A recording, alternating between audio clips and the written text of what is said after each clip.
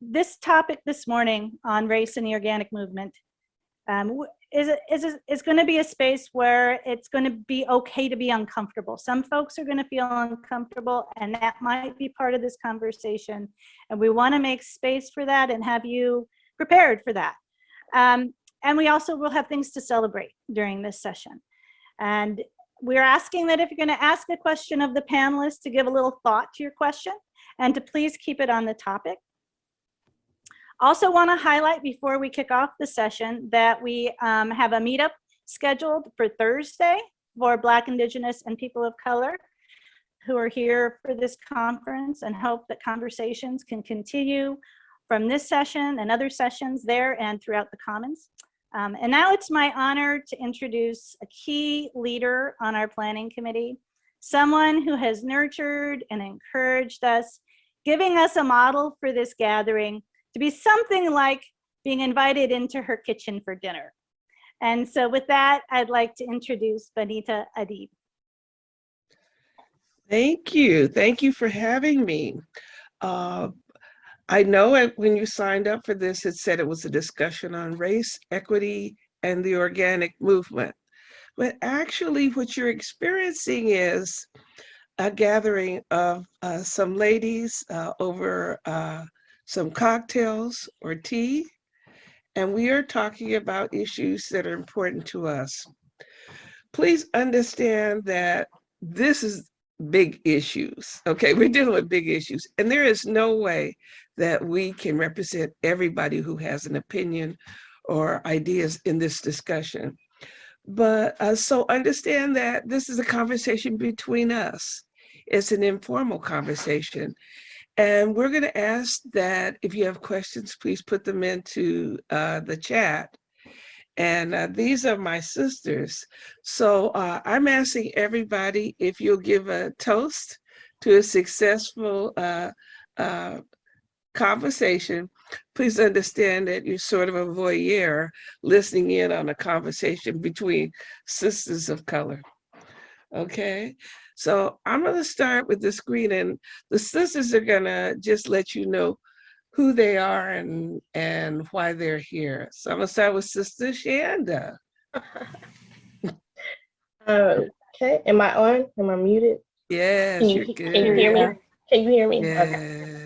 Okay, so my name is Chanda Robinson Banks. I'm a co-director with Ujamaa Cooperative Farming Alliance. I'm Piscataway. I am calling into this, I suppose, from Upper Marlboro, Maryland, which is Piscataway land. I came into this organization with the discussions of seed rematriation, but I'm also very much a food sovereignty, food equity, food access person. Thank you. How about you, Sister Alexis? Okay, good morning, everybody. My name is Alexis Yamashita. I am also co-director of Ujamaa Cooperative Farming Alliance. I'm also a member of the Southern Exposure Seed Exchange Management Team. And I'm really grateful to be a part of this conversation today. I'll turn it over to Ira. Hi, I'm Ira Wallace, and I'm with Southern Exposure Seed Exchange, and I'm a member of the Acorn community, which is the home of Southern Exposure Seed Exchange. And I have been serving as godmother to Ujamaa Rising up this year. And this topic takes me back to where I started this. And I went to college in Florida, and my first kind of inklings about the politics of race and food was being called to stand in solidarity with workers in Immokalee before anybody out of Florida knew about the farm workers there. And I was 17. So I'm a last minute addition, but I have a little history to share too. Vivian, Yes, there. Thank you, Ira. And Vivian, tell us about you and your your expression of yourself. Who are you? Wow. Well, first to say, I just want to acknowledge I am in a very vulnerable, sentimental space today. Not very unusual, but I am so touched by being here with these beautiful mothers, in a way, mothers of seeds. And so I am from Palestine, and I came to the seed world because I was both heartbroken about the world and about what I was told all my life about my people and about lies that we don't exist or that we are worthless. And so I also came to this work because I fell in love with who we are as a people, because I realized with each seed story that actually we do very much have something beautiful to love and to share. And so I'm also here because with all my sisters here, I am finding so much power in our seed work to connect us and to remind us that we are beautiful and we have something really special to share as well. And so, yeah, I mean, I don't know if that wraps it up for now, but I recently listened to beautiful Bonita's story about the watermelon, which I didn't know, and realized we also share a watermelon love. So I'm also looking forward to connect to all these stories together. Hi, and I'm Bonita Adib with STEAM Onward, founder and president of STEAM Onward, a nonprofit dedicated to increasing the number of young people that enter STEM careers, and hopefully they tread through agriculture as they do that. Had the beautiful opportunity to help become a part of the team that you see. This is part of our administrative team for the Seed Alliance that we put together. Some of you have heard about the Ujamaa Cooperative Farming Alliance. And recently we have launched a seed company specializing in culturally important seeds. I think one of the reasons why we need to have this conversation is because a lot of the language evolved around this topic of race equity and organic seeds needs to be broken down a whole lot more as we throw those words around. Let's get down and talk more specifically. And so let's talk about what the organic seed movement even means. Can I ask you sisters to chime in and talk about what is the organic seed movement to you? And why do you think race is an issue related to the organic seed movement?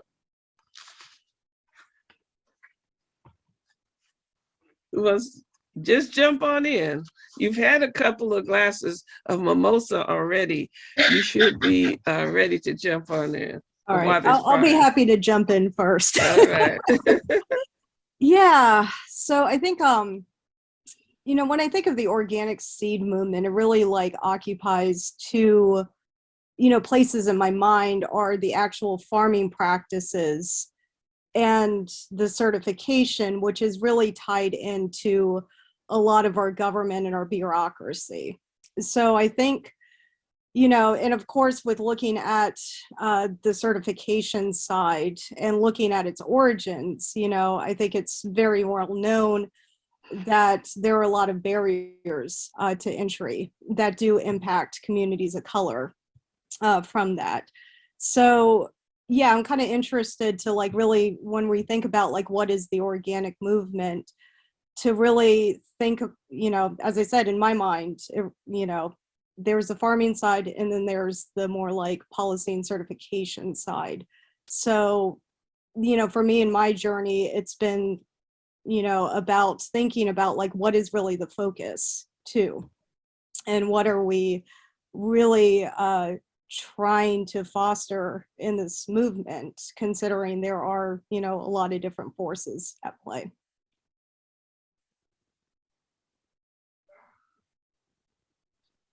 I think that when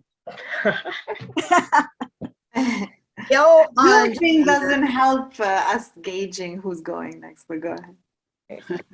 You know how sisters are, we always talk on top of each other anyway. And the more mimosas we drink, the more we talk on top of each other. So, you know, be free, feel free.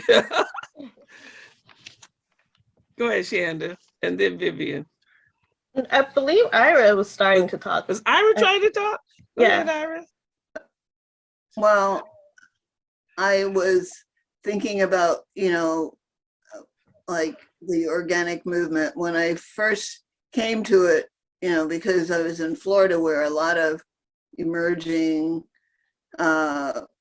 organic work was happening. There were sort of two overlapping but not very strongly related movements going on. One had to do with farm workers, and you know, and then the other was just about lying about what was organic and trying to create some standards for food, because well, sort of the poisons in our food were big parts of both things, conditions for farm workers, but I don't know, people. I mean, I was one of those people, kind of thought of them as two different things, not so much even that there was a possibility to intermix them. And in the last couple of years, there's been more talk and more looking at how these other societal inequities should be possibly a part of how we define the sustainable organic system. And you know, I wonder how we didn't see it at all. You know, then you saw, yes, you should work on this, and yes, you should work on that, and not how do you make an envelope big enough to encompass all of this work anyways.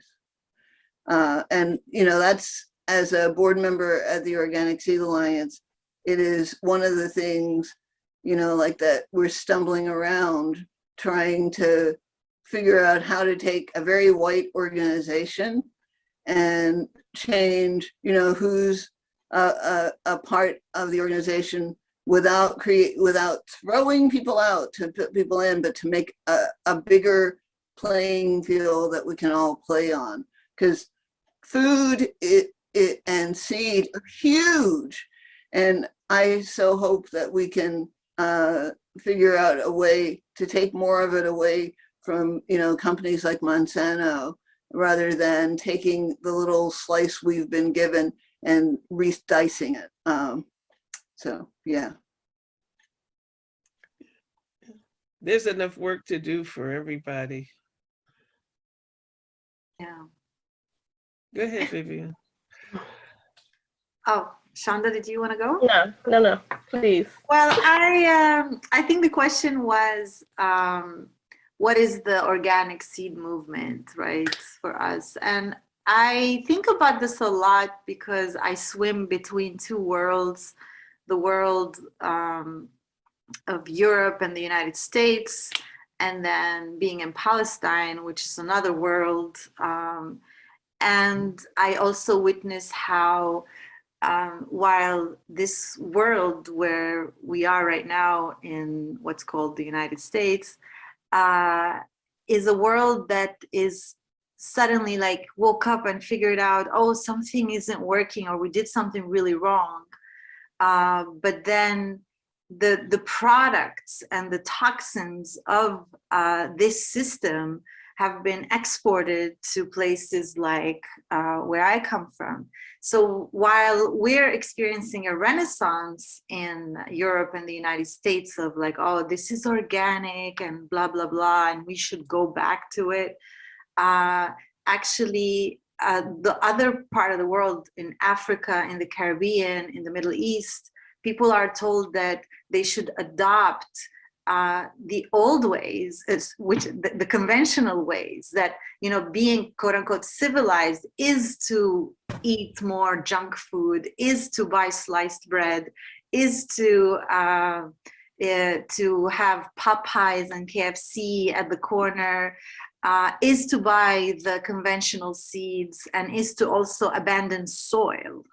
So for me, our work on the upside is, as people who recognize the big vision of what is happening systemically in the world, how do we actually take whatever's left, from the threads of the world and weave a tapestry of a world that we can design that has the wisdom of the past and also has the knowledge of today's science that can help us also create a healthier world, like design something new. And how do we be people of the land? Like Ira just shared about how, how do you not kick people out? Like, how do you, because, it's now there are so many layers. And I think the way to go forward with that is to actually refine our idea of what is it to be people of the land. And this conversation, and when I think the organic movement, in the beginning, when I started this work more seriously about a little over a decade ago, I remember visiting an elder, a farmer in a village in Palestine. His name is Abu Adnan.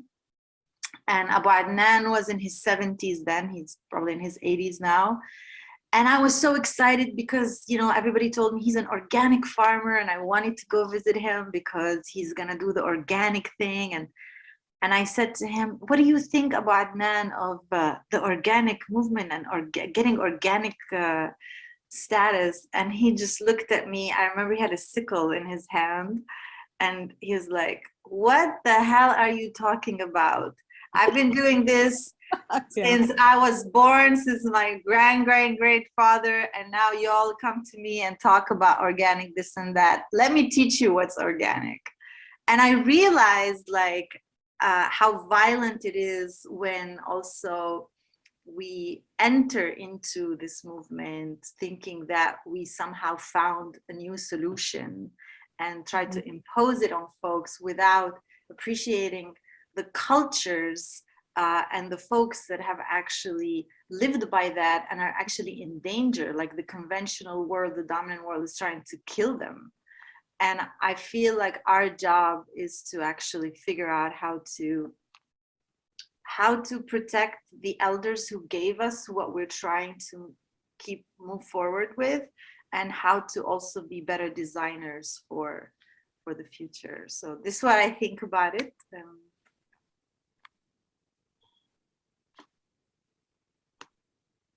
I think we have to be careful, really, when we start having conversations about what is organic and who is organic and who is certifying the organic. We have to be more honest in our conversation. And the reason why I say that is because arguably, when we start saying, well, we need to have an equity conversation with regard to the organic movement, then that forecloses the conversation that actually needs to happen, which is an equity conversation with regard to farming. Mm-hmm. Right? We have to be honest in that. If we are saying that 59% of our farmers are not actually breaking even,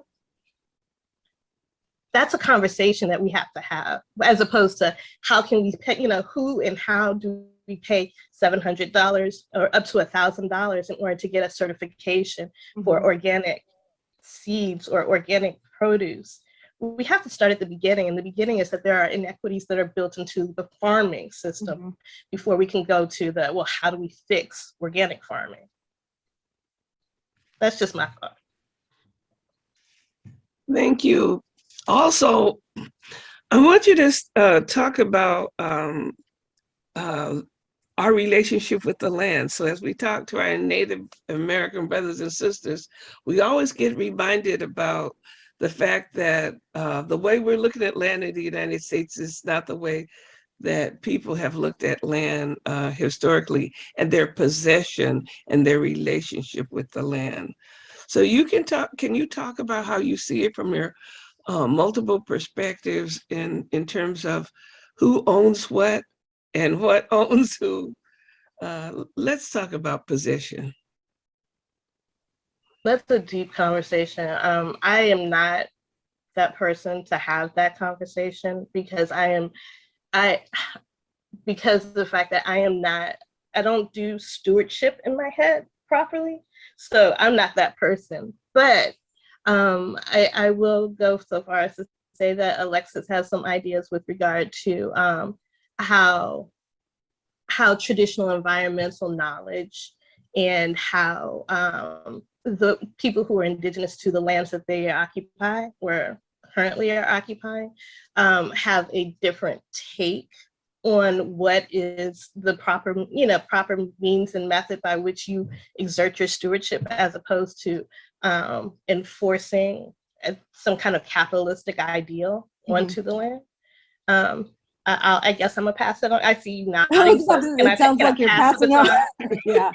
Yeah, and I know this is something that we've had conversations about, and to kind of go back about like, how I began of like, how do we define the organic movement? And, really in my brain, I look at it from like two very different perspectives of like the government enforcement and the actual farming.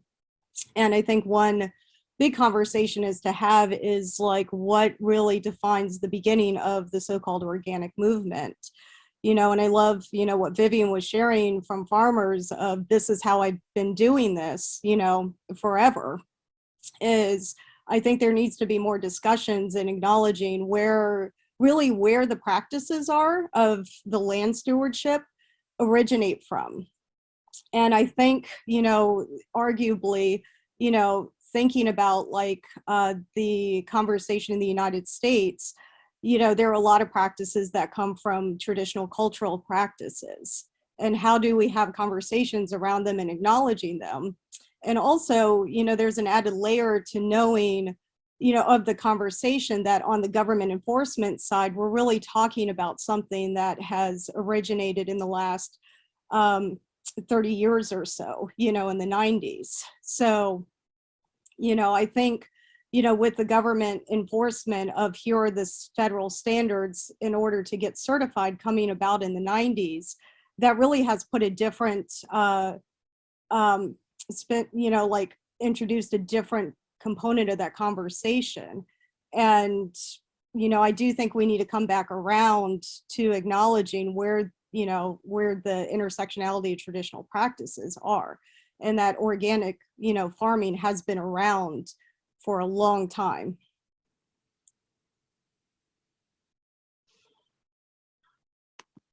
I'm thinking that the whole discussion of this reminds me of somebody put it in the chat about Bennu. She gave an amazing presentation where she's saying that the language that we are using around the work we're doing has a particular perspective, and it's Eurocentric in nature. And she talks about gender, how gender is applied to, to seeds and to plants. That whole idea that somehow, there's two genders, and also the whole idea that man could even own something that was there before you came and will be there after you leave. Through your whole relationship, can human beings actually own land? They can certainly claim ownership of it. So if you could talk a little bit about that and the paradigm that maybe we want to look at shaking up a little bit. I wanna, sorry, Alexis, were you finished? Oh yeah, go for it, Viven. I mean, for me, always also, it's interesting when listening to, in English, how we phrase things. I can't speak for many other languages, but I can say that for me, it was something I had to learn, this language around land in English, because it's very technical. It's actually very also, what's the word? Transactional. The way I hear people sometimes refer to what they're gonna do with this land or what they're gonna get, or and it's very different than the way I grew up with land, which wasn't a separation. So there isn't like, oh, there's the land and there is us, and let's see how we sign a contract here. It's not like that. In fact, in Arabic, we even call like a mother's womb il bustan, which means the garden, because we recognize that actually, like, we say al-batn bustan, which means the belly is a garden, and it also refers to the diversity that is alive, not just with plants, but also even within one family, that you can have a sister and she could be very different than you. And so the language around land is often, for me, something that is interesting when it comes to referring to it as a commodity versus a living entity. And all of us on this in this conference, I think, understand and know that soil is a living thing. Soil is not just what conventional agriculture tells us, just something to hold the plant, right? And if we understand ourselves as an extension of the soil, when we came from it, we're part of it, and how like soil even has breath, like soil has to breathe, and so do we. And so to think about these things, for me, the separation in language, it creates and perpetrates our separation from land. So even the word stewardship for me is triggering sometimes, because it gives us also this superiority, like that we are taking care of the land, which is like, no, we're not taking care of the land. Actually, we are in a reciprocal relationship, hopefully, where we are also other beings living in this land. And so I really love, just to say finally, like also Jim in his opening talk, I love that he even took it further to say we are part of the cosmos. And this is not just some kind of like, oh, romantic talk, even though I don't mind romantic talk, but it's very real. We have to recognize our wholeness, and from that place also understand how heartbroken we all are, because we're so separated from each other, from other beings. And I feel like this is the work like that we must really engage in, and our seeds offer us that opportunity. I have one quick kind of like piece that I want to throw in there, and I'll just throw it in there and just kind of walk away. Usually when I say stewards, it's because of the fact that I recognize that we are failed stewards. You know, it's an acknowledgement of our failure. It was a claim that we didn't live up to. Clearly. When we're talking about these alternative languages, I sort of came to this agricultural, work from a co-op perspective, from trying to create ways that, have land be available to and responsible to the people who are using it, and people who will be using it in the future, and not so much available to, just be developed in any random way. And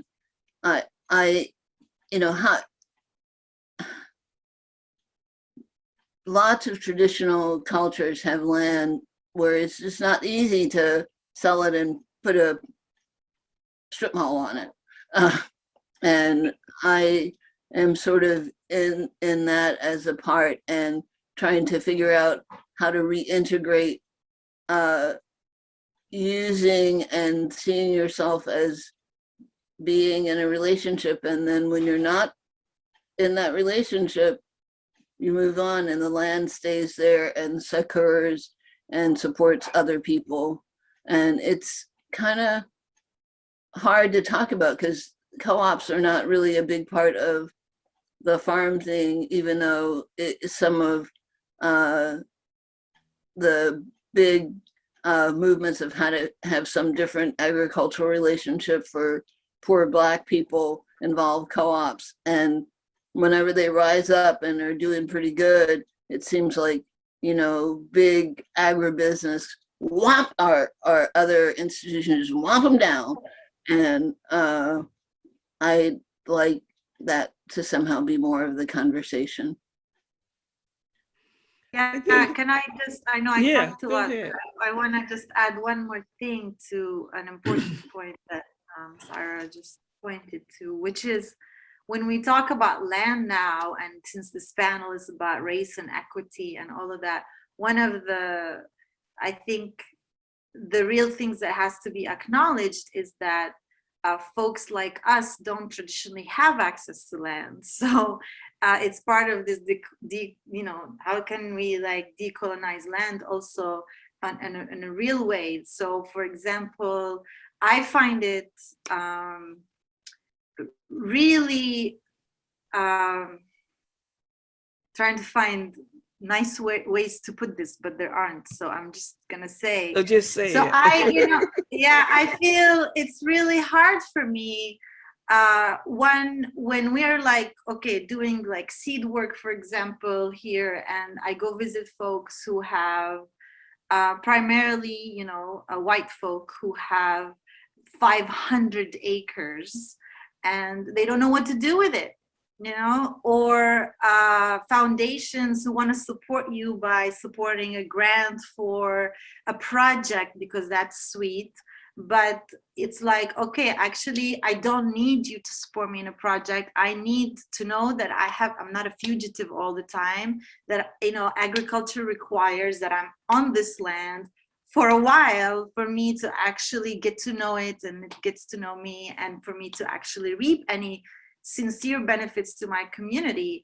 But actually, how do like these entities who say they want to support only with money, but actually we need land. We need to know that we can be somewhere and not feel threatened that we have to leave soon. And this is the case here in the United States. This is the case all over the world in different forms. I mean, obviously, for example, with the Palestine Heirloom Seed Library, our situation is both people who have land and don't want to share land, but we also live under military occupation where still the colonial power breaks down they take away our land, first of all, but also we had traditionally lands that were called masha, which means it's land that's open for anybody who wants to farm. So it's not owned by one person. And these systems and models have been destroyed because, you know, of the sense of like, we must all own land. So if we must all own land in the dominant world and in this neoliberal world, then where's our piece of the cake in that, like, we also need space to live and eat and be there. Not to mention, obviously, for indigenous people, particularly Native Americans, who actually, like, this is their land we're even talking about. And then, like, I mean, when do they get to reclaim their own land? It's extremely violent and frustrating that we keep talking about things in pieces rather than understand, like, well, we first have to acknowledge where are we, and then this is what happened, and then what do we need really genuinely to move forward. And when we talk about organic and all of this stuff, it's all superficial if we don't have a real long-term plan. Thank you for that, because and I'm not trying to like drill down on this, but I guess I am, which is if in fact the average person, yeah, you know, this is how I run contrary. If when we're talking about the average farmer and we say, well, the average farmer has 444 acres of land, then we're not having the same conversation, right? If we say that the average organic farmer has 285 acres of land, we're not having the same conversation. We're just not. When we start talking about these large swaths of land that are being put into production for the purposes of organics, we're not talking about the same people that are being touched on a regular basis by their exclusion from the process.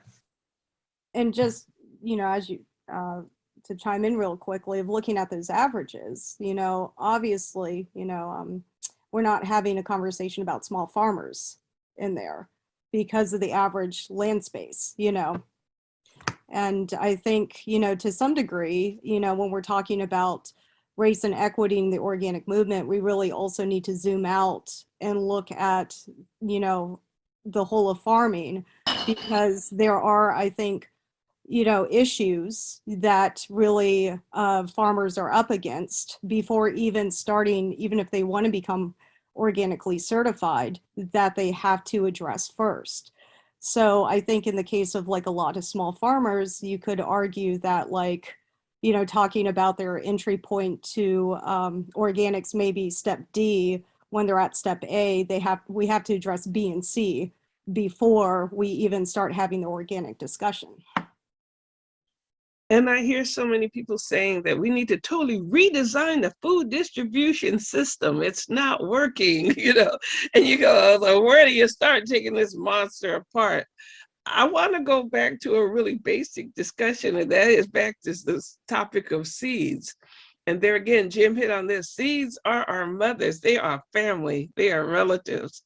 So can you talk about how it is that when most of the seeds that are available in seed companies throughout the United States, the major seed companies, when most of those seeds come from the global South or from non-white countries and non-white societies, why it is that none of that is attributed back to the people who are the origins of those seeds. So can you talk about I don't understand how the whole question. seed, well, how is the whole seed? As far as the attribution, how does that work? The attribution, but also, of organic seed companies. So organic seed companies are selling these seeds and talking about how great they are and not giving credit to the societies and the people that they borrowed them from. I'm using the word borrow. I guess I'm gonna go ahead and throw out the two words that are in my mind, which is stolen land and stolen labor. Okay, so how do we get acknowledgement of the real contribution of people from outside the non-white world about where our food supply is originating, and how do we get some I guess justice, some economic justice for stolen legacy and stolen food and food crops. I don't know if you can do anything with that. Can you do anything with that? Vivian, you're Muted. your mic is I think you're on mute. You're on mute. You're mute. Oh, I muted myself on purpose because I'm talking too much, and then I keep talking. She says Vivian has a lot to say because she's living in a part of the world that we are not experiencing. I mean, my grandmother was a sharecropper, but I actually grew up as a colonized, westernized person, and that experience sometimes is really at a distance with time from traveling, that I see people whose lives are affected in a different way than my own has been. And I don't know, being here, that we, when people talk about the change and affecting change, that you can't figure out where the beginning is. You can figure out what you're going to concentrate on, but if we're going to have it be different, we're going to have to pull at all the strings, some of us together, to make a new part. And it's a little bit hard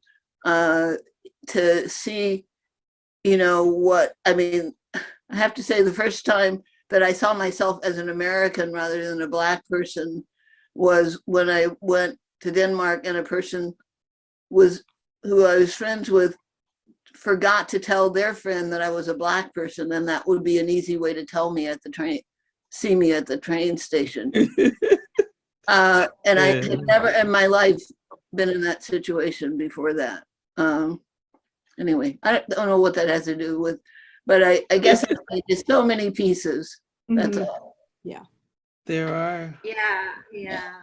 Thank you for this and for acknowledging that, because it does, like when we talk about the organic movement again and land and all these issues, for me, it feels very lonely also when, we talk about planet Earth, what does that mean? Like, what does that mean? Because whether you live somewhere else, like the United States isn't the center of the world. It is a place in the world that has exported a lot of damage to the world, but it's not the center of the world. And also it brought the world forcefully often. And so, and it forced itself onto something. So I think that this is not running away from, like, I don't know how we can really talk about solutions and creating a real movement if we're not really like addressing all those pieces. And so when it comes to acknowledging our seeds, for example, I feel like it's beyond that. I don't want, like, I'm not waiting for someone to acknowledge, like, I know who I am. Like, I don't, like, for example, as a Palestinian, oftentimes people will tell me, oh, you're Palestinian, Palestinians don't exist, like that basic. And for a long time, when I first came to the US, I used to try to explain to them, oh, no, wait, I exist, let me show you how. And then I realized I don't need to prove to, if you think I don't exist, this is your problem.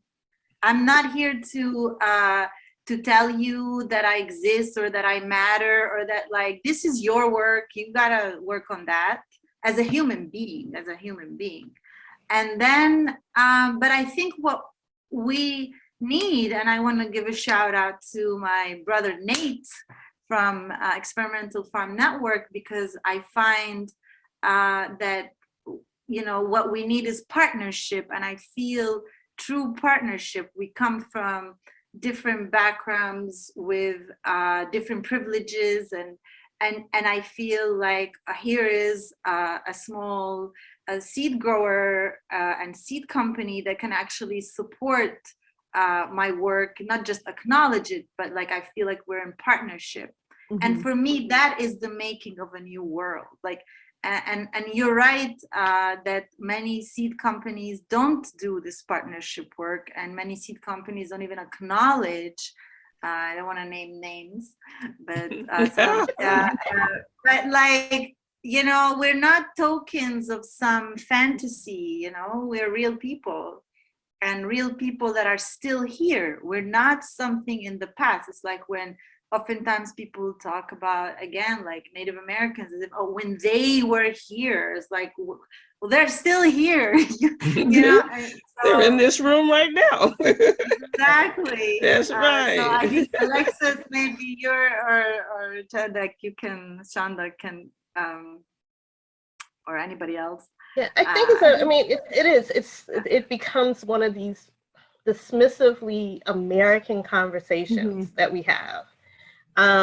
Where we're all striving towards Americanness, where this sloughing off of, and I hate to call it the hyphenated American conversation, but really that's what it is, where we strive to be something where we are so many things, and yet being American kind of like bubbles up and pushes forward. And it's an interesting conversation. It's an interesting construct, but generally speaking, if we're going to move forward in the conversation, then we have to address not the things that make us all the same, but the things that make us different. Mhm. We have to embrace these things or we won't be able to move beyond them. Right. So that's just And the way I think about it. Yeah, and I love what Vivian said about partnerships too, and I know that's something at the core with us in Ujamaa is that we believe moving forward is relying on us building community with each other, and that really is very much needs to be at the heart of this. And I think building community is inviting that diversity and also doing the best for all of us to show up and to not center conversations around these, necessarily these American ideals. Yeah, It's funny. we kind of think we can do it better and we're willing to give it a shot. So, we're not held up to a standard that says, who's going to stop us? Now, Ira and our grandmothers, and these people have to hear me say, who's going to check me, boo? We're doing what we think is right for our families, for our culture, for our traditions. This gray hair gives me license, I'm sort of like an elephant, and I take the authority to know what's best for my family. I mean, I'm choosing what we're going to eat for dinner. Why can't I help to shape the direction that we should go in next? And I think that's really important. I do want to talk about a couple of other things. I want to talk about the way in which some people, when they're put in this kind of setting, one of the reasons why this is functioning like a fishbowl is because many times when people of color are asked to join these conversations, it's a pitch battle. And so we've asked that this is not going to be a pitch battle because we're letting you know what we think and what we feel. But many times, each and every one of us has found ourselves as the only Black person. I must tell you, I sit on multiple boards where I am the one and only person of color. So I'm representing 25 to 50, maybe 75% of the world population when I sit on some of these boards. All people of color, anybody, women, everybody in the continent of Africa, everybody in Central, South America, and Asia too, and that's a heavy lift.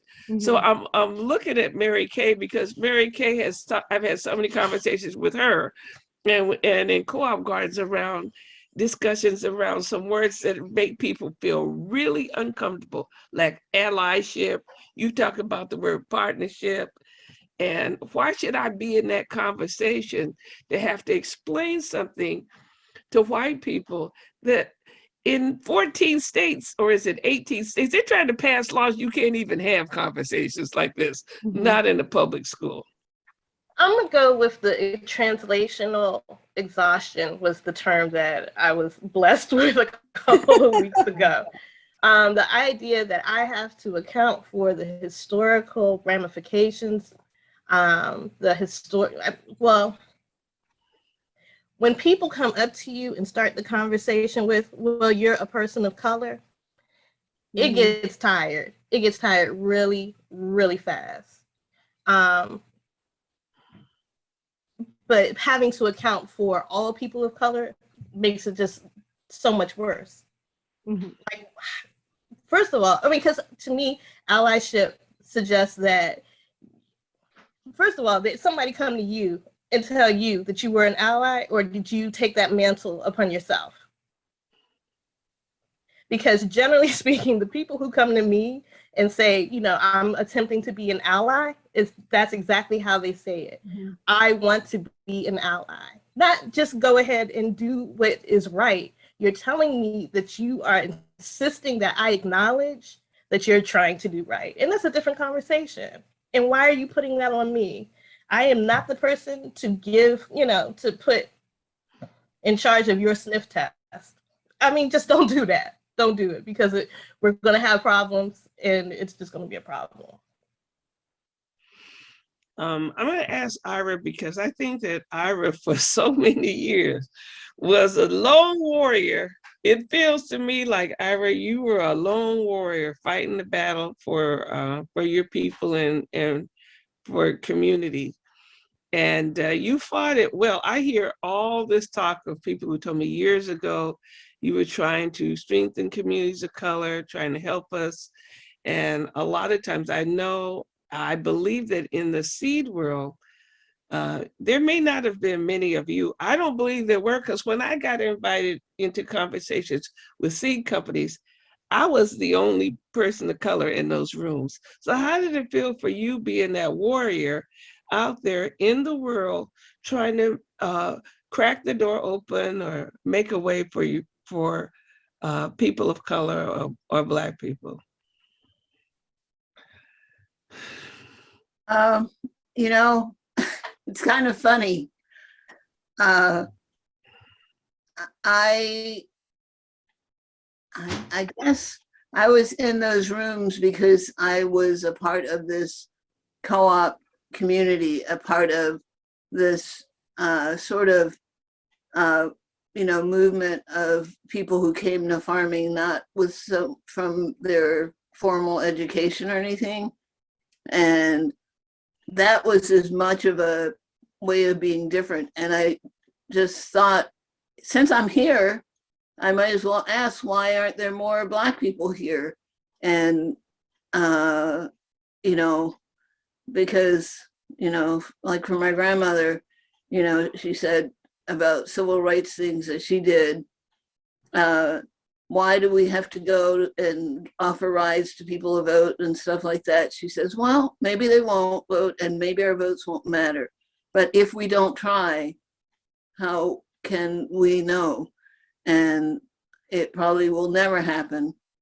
And, I happened to be there when a whole lot of things changed for my personal life, the ability to be able to have lots more Black people go to college and stuff like that, which, she had spent her whole life trying to have happen, and she only had a 5th grade education.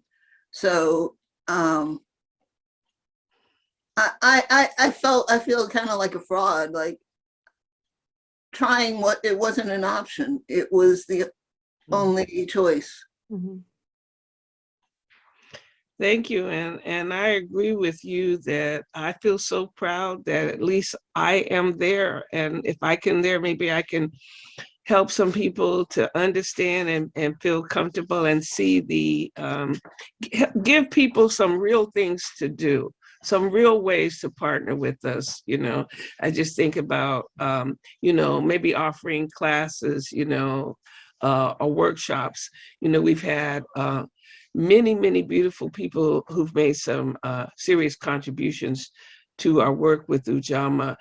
I want to also talk about self-determination, and I want to bring my sister Alexis in this, because it was one of the first deep conversations we had about who gets to say who you are and what you are. Oh, wow. Yeah, that is, we could probably spend all day talking about that. Yeah, and, to echo in my experience, I'm mixed race, Japanese American. I grew up in Virginia, and there aren't, large Japanese communities in Virginia. Most of my family, the Japanese side, is based in Hawaii and the West Coast. So I definitely like that sense of loneliness. Navigating spaces has resonated with me throughout every place in my life, And I know we had a conversation about like this identity. And, it really has been very much an empowering point for me, in my work with Ujamaa, to find, a place and a strength of being able to say, like, my identity is mine, and it's nobody else's to make that determination on where I fit and what my identity is, And I think, definitely that belongs in this conversation too. And, over the past, couple of years or so, that has really resonated in my work in this, in the so-called seed world,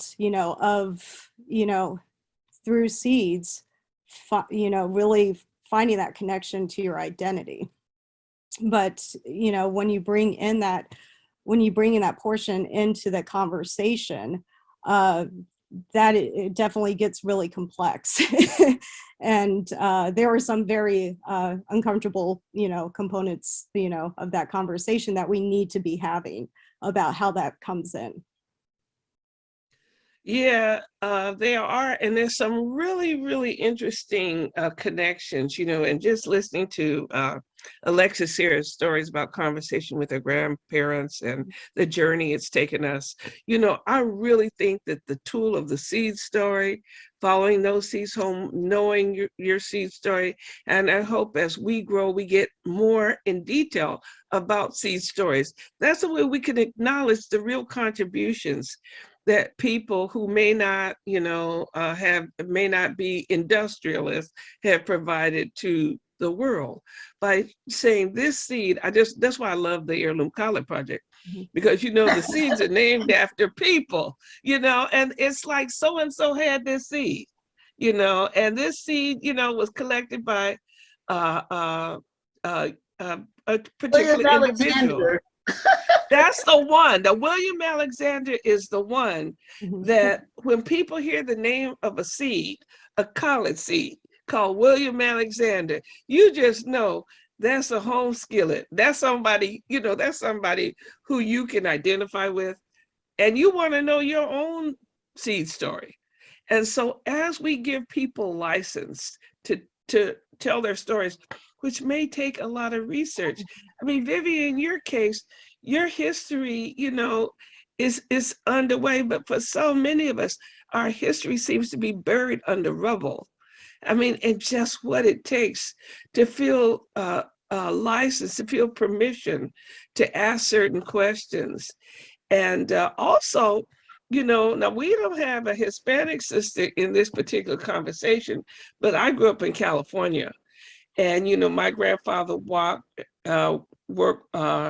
marched with Cesar Chavez. As a child, you know, I didn't have grapes for so much, and grapes are my favorite fruit. We didn't eat grapes for something like 13 years. And, you know, what people went through, the acknowledgement of labor. We talked about stolen labor before, stolen land, stolen seeds, just the acknowledgement of that. We can do that work through our seed stories by telling it, by claiming it, and moving forward and believing that we can make a huge difference in people's lives by helping them find themselves and find comfort in their history, but also find the power and the muscle. Now you hear all of us are like empowered. We're ready to go out and get stuff done. We're up for the fight. We'd like to make that contagious. We want everybody to feel motivated and empowered.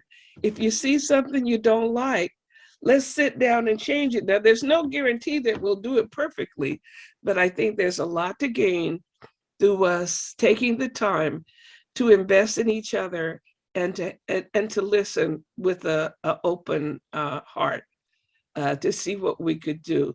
So I'm going to ask you sisters if you can try to give everybody some suggestions in terms of what you think, where you think the movement should go next. What should we do?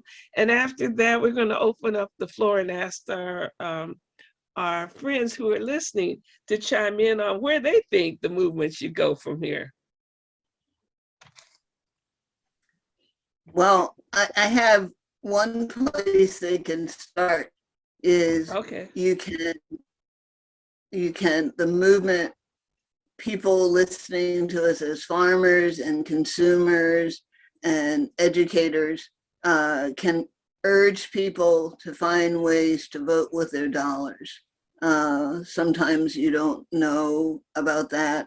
And then you sometimes give to good causes, but when Vivian talked about people need land, and it's not the usual charities that you can give money to get land. So, you know, looking at land trusts, looking at organizations that are actually getting possibilities for land, looking at farmer co-ops.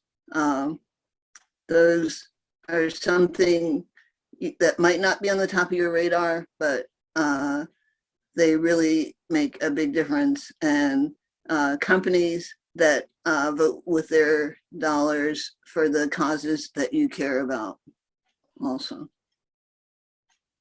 Thank you.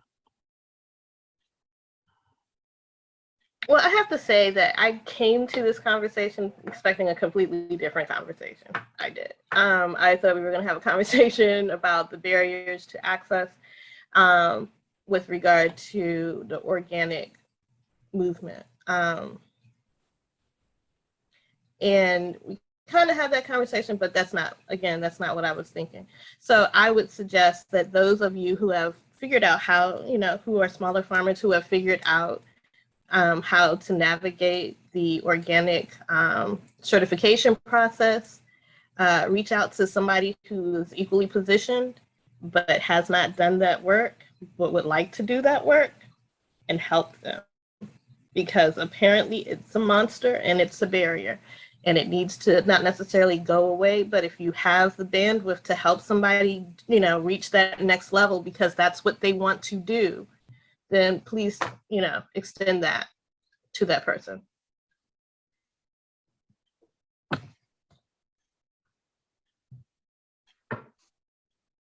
You two quiet ones? All right, I'll go next.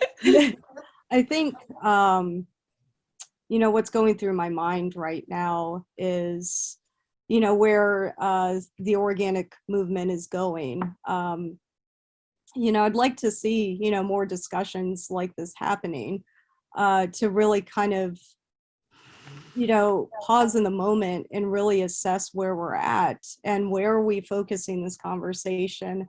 Where do we want to go, and to absolutely acknowledge what barriers exist and what we need to do to overcome those barriers, or even question, do people really want to overcome the barriers to, be a participant in the so-called organic movement too?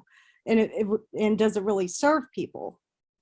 So I think, where I'd like to see it go in the immediate future is for, everybody who's participating to take a deeper dive and kind of look around and,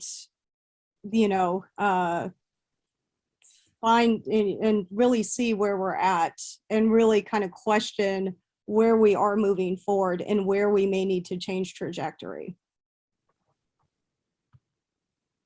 Yeah, I think I will just, what's the word when you Piggyback on what Alexis is saying, and what you shared as well, what everybody shared.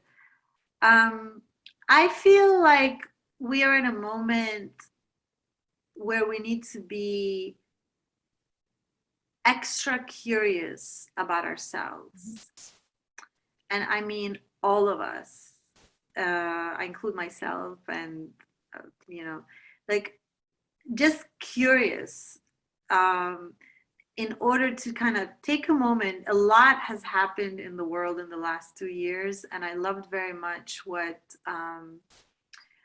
Kat mentioned in the beginning of the conference when she opened about, I think it was a potent and essential statement that actually put me at a lot of ease when entering this conference again.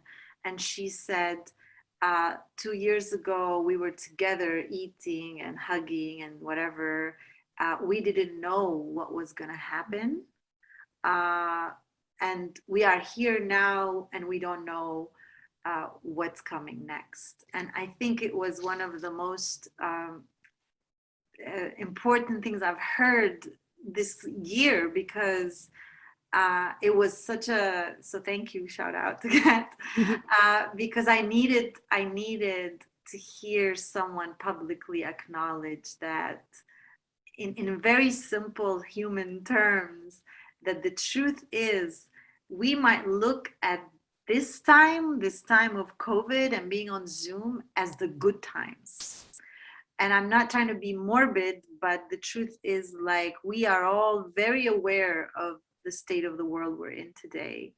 And I feel like the call for a pause and true curiosity, I don't want to fix anything, actually. I'm more interested in creating something completely new. That's what I feel is we're being called for. And that's why I think these conversations are important, because the more I learn about you, the more I learn about myself. And the more I know myself, the more powerful I am in knowing what it is that I can offer. And I think this is where we're at. We're in a really, really urgent times, as we all know. And as Kat said, we don't know where we're going to be tomorrow. And so how do we prepare with the most rigorous ways in acknowledging the woundedness we have, and then acknowledging that we need to destroy everything. So for example, for me, I really hate when people say, oh, do you see the glass half full or half empty? I freaking shattered the glass. I'm not interested in the glass. I think we need a whole new paradigm. So this is where I think this is where I would like to put my energy in shattering the glass and creating something totally new. I'm getting some comments in the chat that are interesting. A lot of people are asking about the need for alternative language. How do we address the idea that we're not using the proper language? And I think this is an ongoing challenge. As the elder here, you know, there was a time when Black people were African, then they were colored, then they were Negro, then they were Black, then they were Afro-American, then they're African-American. You know, and now it's like, you know, language is constantly in motion. So I think we have to allow for that. Or do we need to just throw it all out and start developing new lexicons, a new way of just doing this work? And I'm not sure that we have the answer to that, but we might as well try to address it. We're addressing world peace. Why not address that? I think a big thing in language, you know, that we're currently grappling with, and I'm not sure if there's really a cut and dry, oh, this is the answer to this problem, but realizing that language is not a one size fits all, you know, and, you know, to one person, they may feel like certain language fits them and this works for them. I think, you know, quite a good example of that is allyship, you know, and then for a lot of other people, that doesn't work for them. So I think this really also comes down to talking about like the need for different language is realizing who you're in relationship with and listen to them. I am definitely agreeing with Alexis on that. I mean, I think that language is helpful because it informs the way the person is viewing the conversation that you're in. Because the fact that generally speaking, I can be saying one thing to you and you could be receiving something completely different. But I do think, you know, I'm not suggesting that language doesn't need to, you know, that we don't need to be better about our language, because we do. Because the fact that language does also help to kind of transmit and inform a person's intent. You know, we all aspire to be better than we are. So there's that. In language and articulating it in that manner definitely helps to move the conversation forward, move us forward. But at the same time, like I said, I can definitely see that, you know, I mean, it's like sitting down and, you know, when you see an MOU, you already have an idea of what the person is saying to you. And as clean a language as you're probably going to see. It doesn't necessarily mean that that's what they're going to follow through on. Doesn't mean that that's what they're going to do, but they're aspiring, or they're suggesting to you that they are aspiring to be the person that's on that paper. And to me, that's helpful, because the fact that then I can actually come back and say, hey, I thought we were having this conversation, and clearly we're having this conversation. So, you know, which is part of the reason why, you know, I understand why there is a need or a drive towards a lexicon that suits other people, but at the same time, I still, I would rather you use your own so that I can understand what it is that you're saying. Because sometimes, sometimes it's just not as available to the conversation. Ujamaa, we're having these conversations, and I think we need to have more of it. We are willing to sponsor some of these, and next time, absolutely, my Latinx folks, we got to have you here. From as early as I can remember, I remember having the conversations about my brothers and sisters who were involved in so many movements. Also, this whole discussion around labor, I'm thinking a lot has been a real impediment to small farmers. And how do we properly compensate people for their work? How do we properly compensate farmers and seed farmers? All of this is a part of it. I did get a question about reparations. And I must tell you that a few months ago, our company was approached by some seed companies offering to do some reparative action with us. And we said that, well, we have a lot to share, so it's going to be reciprocal. I mean, look how much American food is soul food. We've already done so much for America, so we can work together, this idea of partnership. But we were fortunate enough to get some support from some major seed companies, and small and large, that have helped us to develop our collective, grow it faster than we would grow on our own. So go ahead, Chanda. I just want to say that in this conversation, I think it's, that we have to, because I've seen this in certain community discussions, so to speak.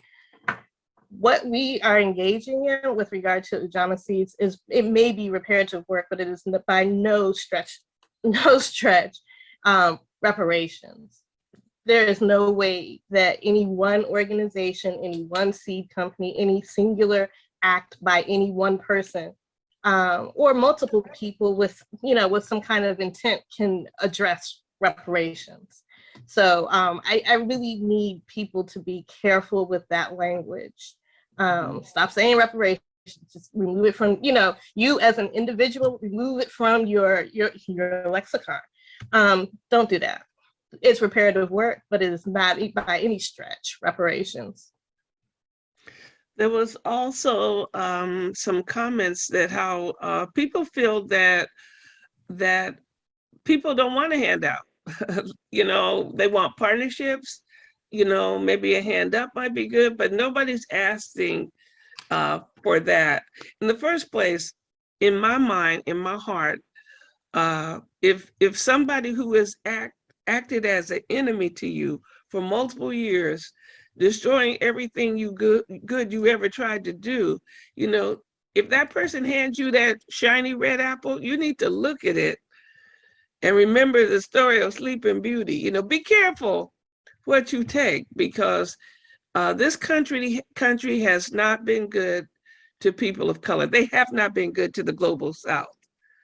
And they have not worked to support movements that were self-empowering, like Black collectives and other farm collectors of poor farmers around the country, and poor farmers and internationally. There's been so much done by this country and players within our country to do damage to others for gain and for just meanness. Meanness is the point a lot of times. It's money, but it's also, there's some mean-spirited folks out there. So I think there's a lot of work to do, but we have to be careful who we do it with, because there's some bad actors. We always have to be careful who do we do it with. Well, I just want to say just about this is so important, because what does handout mean? Like, When people say handouts, I really would like to unpack this, like obviously maybe not entirely on this panel, but I don't think there is such a thing as a handout. I feel like there are power dynamics, and these powers are not asleep while we are trying to do stuff. They're not. I mean, we are always, we are trying to create another world within the dominant world. And the dominant world isn't like finding us cute, you know? I mean, it's cute sometimes, but actually there is a way you manage your, you know, your subversives. So I feel that oftentimes what is presented also even as a handout, say I do want to accept the handout, which I don't, it's a form of domination. And it's another way to kind of domination with a suit and tie, saying that I am also, or with angel wings, that I'm going to help you.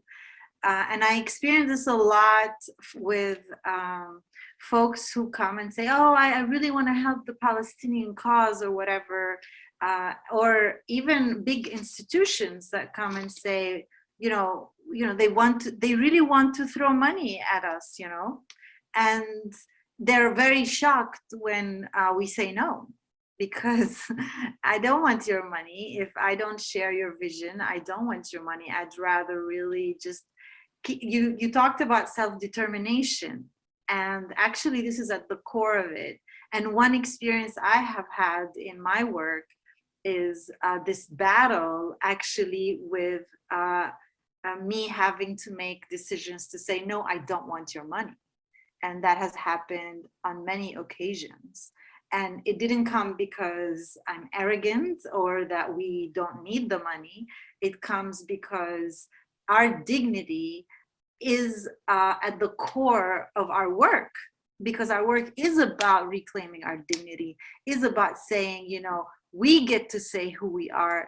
I don't want some EU program to come to me and say, oh, well, we'll give you $100,000, but you can't use this word and you can't use this word. Well, you don't even understand what this word actually means, and you don't get to tell me what to do.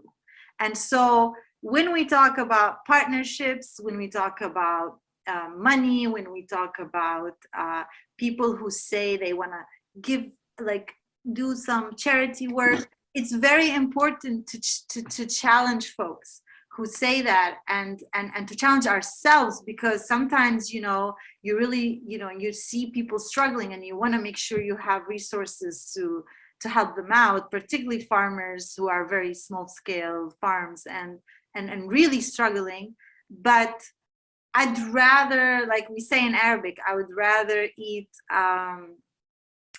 olive oil and bread for the rest of my life than to take your money, because that is not liberation. And for me, the issue when we talk about the organic movement is always like, and like it's a movement so far that has kind of, the people wearing the t-shirt are people with economic privilege. Folks in farms, small scale farms, aren't wearing the t-shirt. They're actually just trying to get by and plant those organic. And you mentioned our Chicano comrades, you know, in places like Oxnard, in places in the valleys in California. They're there in organic farms, picking berries, but they're not getting any benefits. In fact, they have to fight to get bathrooms. And yet people come and say, oh, we want to support them and give them handouts. And no, this is not handouts. This is your responsibility. If you really mean it, and if the way you want to partner and you want to help is not because you want to help, it's because you understand that you are equally responsible for this situation and that this is a shared planet. So I really find the conversation about money really triggering, because actually a lot of folk who come to say that they want to help, really what they want to do is just make themselves feel better instead of really being partners and saying, we have a problem and I'm equally responsible. I don't want your charity. You know, we have lived, people have lived enslaved and survived. People have lived with intents. My people survived walking from their villages to miles and miles to survive. We have survived without charity. Thank you so much. But if you want to take partnership and you really want to know what real soil means being together in this, creating a healthy life together. And that's like what Chanda was saying, you know, we're talking about access and access. This is a conversation about access because folks don't want to talk about that. They want to talk about how they're going to help. I don't want help. I want partnership. So I just got a little, I know I'm preaching to the choir here, but like, this is very important. Like our dignity is more precious than anything that the dominant world can offer us. And we're always being offered like co-opting, like methods of co-option. And those are the things we've got. That's why I said we have to be curious about who we are to be able to say no more often. I think that to kind of not necessarily piggyback on that, but we'll just tangential to that, is the whole conversation about the certification process that is organic.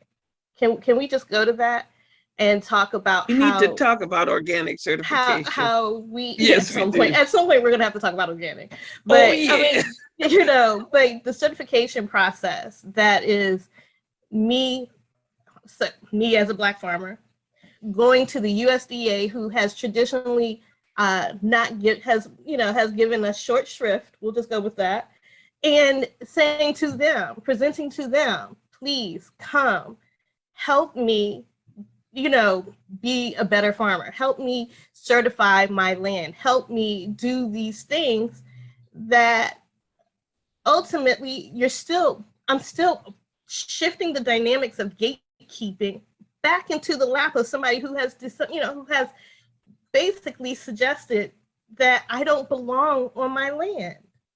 Why would anybody think that is that's a good idea, much less something that I would be willing to engage in, willfully saying, here, take this, take it.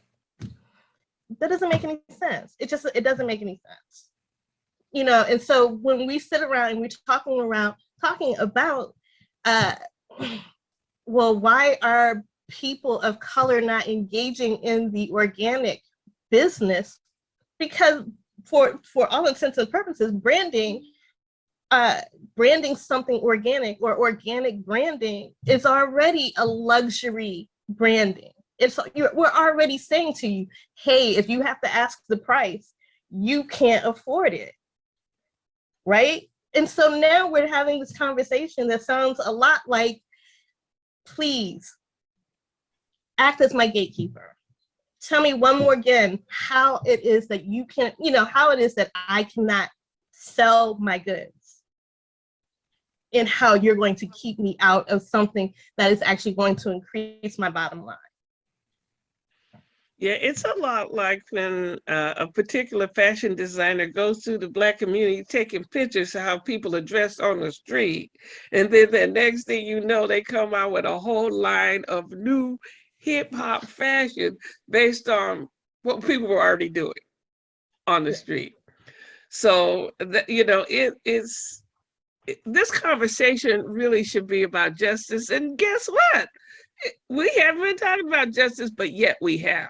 This is about justice and injustice and how to fix it. First of all, before we go, I want to welcome anybody who would like to join us. We are seeking growers of color. We are looking for people to work with us who are interested in our work. So, I'm just going to throw it out to you that Ujamaa is having these conversations. We want to have more. We don't have all the answers. It's not like we know what we're doing, but we do have a whole lot of questions, and we believe that there should be solutions. So please reach out to us. You can reach us at Ujamaa farming, there's a way in which you can reach to us. And please, I'm going to ask the people who put this together, you knew when you put this whole workshop together that it was going to get a little warm in here, you know, but this is what happens, like, you know, when you put a lot of compost in a pile, it starts to heat up. I mean, you put all this energy together, you know, green and brown, and you're going to get heat. And so we're asking you, because you have the capacity to facilitate, to help us to continue this conversation and broaden it so that we can invite more of our brothers and sisters into this conversation. And we need more ideas. And I think we also need to pledge that certain things need to be, they're not worth saving, okay? Let me say a thing that happens when I talk to Black growers and go, why aren't they organically certified? So how I got into this whole thing was going to organic conferences, asking for donations of heirloom seeds to support our free seed work. And it turned out that I was the only person of color in the room. And when I looked around and asked why, it was because it was seed companies. Seed companies were sponsoring conferences. And then I looked around again and realized, oh, there's not Black companies in this game, in the organic seed business. It's a very, very white world. And we understand that some people are listening, they would like to make a difference and change that a little bit. And we appreciate, you know, that we were included, but it's going to be a lot of work and some time invested to make the organic seed world look more like the real world, okay? And this real world is every shade of brown, and every shade imaginable is in the real world. And so if the organic movement is going to reflect the true people, it's going to have to be that way. And please understand, and not to insult anybody, but I've mentioned that somebody think that when you put organic on a label, you are a criminal, you are a crook, you're trying to steal money out of their pocket. They don't believe there's such a thing as organic. And that is a deeply held attitude and opinion in many poor communities, because they don't even have grocery stores, much less, you know, organic. But when they see it, it's already priced so much higher than the other things. And I'm not saying that organic growers don't deserve a fair price, but what I'm saying is there's some serious work that needs to be done. And who better than us to do that work? We're not asking anybody to do for us. We're going to do for ourselves. But to quote Vivian, we could use some partners, right, Vivian? We need lots and lots of partners. And so we're saying, let's do this thing. Let's make a difference. Let's change things. Who's going to check us, right? I do have gray hair, actually. Who can stop us? My uncle said, you can't go wrong doing right. And if we're doing the right thing, our work will be blessed. And it needs to change. And we don't necessarily know how, but we have some ideas and we have some strategies that we're using. And we believe that if we make an honest attempt, that surely we can do better than the mess that's out there right now. So let's see if we can make the world just a little bit better. And Sister Aria, if you want to make some comments, can everybody give us some comments about this session and how you're feeling coming out of it? Well, I feel kind of old. You know, there's a lot of stuff, and I feel every 10 years or so like I've gone to a new country, and in order to be comfortable, I had to learn at least some of the everyday vocabulary and like the things that you just don't know, like when you're in Israel or Palestine. There's just a lot of more ways that people talk about hot and sand than I ever grew up, even though I grew up in Florida. And in this work, there are a whole lot of people who, it's like with Ujamaa. I'm all up in there, and at the same time, a reason I don't weigh in on many decisions is I don't feel like my experience is the one that's at the center of the work. I'm a Black person caught up in more in the swirl in a different place. And my job is to offer support where I can to those who have a bigger swath of people who are on the ground in their personal experience. I don't know what that, and what does that mean about this session? I knew I was getting into some mess, and let me tell you, this mess got stirred up. And that's okay. Chanda, Alexis, Vivian, them last words. I think what is on my mind is just the words "to be continued." We need to continue talking and continue this conversation. Yeah, for me, I guess I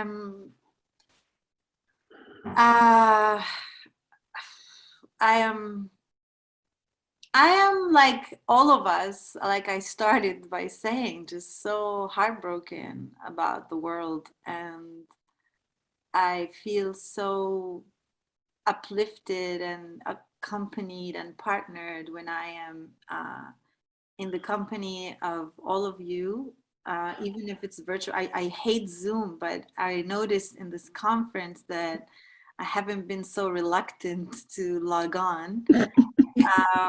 So, and it felt like a coming home to me, because the dominant world is so dominant and we need each other. And when we talk about race and equity and stuff, there were some comments about the role of white people and stuff like that. And I just want to say, when I speak, the vision I think we hold is a vision where we all partner, because we're all part of this wounded place. So, and it's important for us to also have these conversations together. So it's complex, and it's also so easy if our hearts are open. So I feel the openness of all the hearts, and I appreciate that. So I come out of this feeling that I have new sisters and new mothers, and I am grateful for it. So from last, I really don't have any last thoughts. I have kind of like a checklist of things that I kind of want to dive into, because for my own edification, and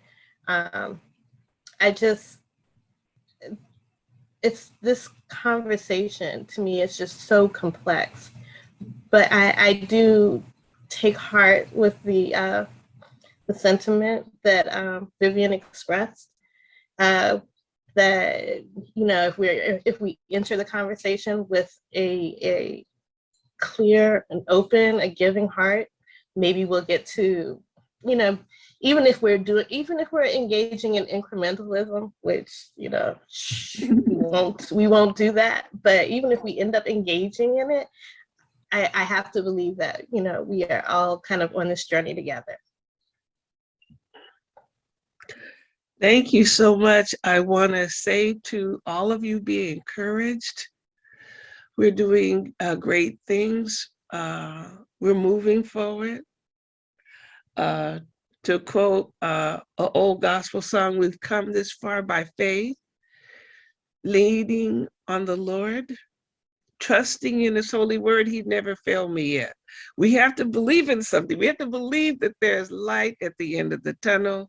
We have to rest in the idea that we can make a difference. That power is in our hands.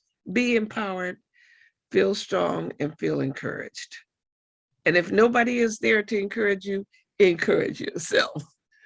because the victory goes to those who grasp it. Let's be winning. Let's win this war. Okay. So thank you so much. I think that's about it. Am I right, Kara? Are we just about out of time?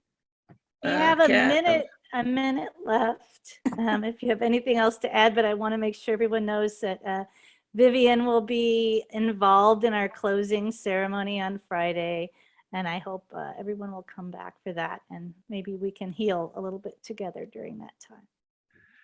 Thank you. Thanks. Hey, Dusty. Everybody, we love you all. Thanks for all of our partners who are here, so many of our dear partners, and be of good cheer.